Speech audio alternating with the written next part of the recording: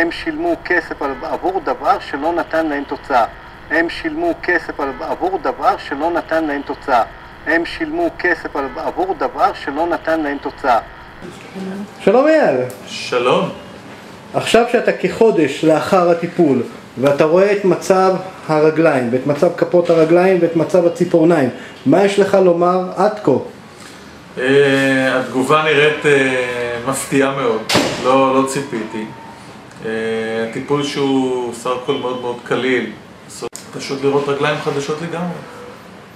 אייל, היית ממליץ לחברים שלך שאולי חלק מהם זקוקים לטיפול בפטרת הציפורניים או פטרת כף הרגל, היית ממליץ להם על הטיפול? חד משמעית.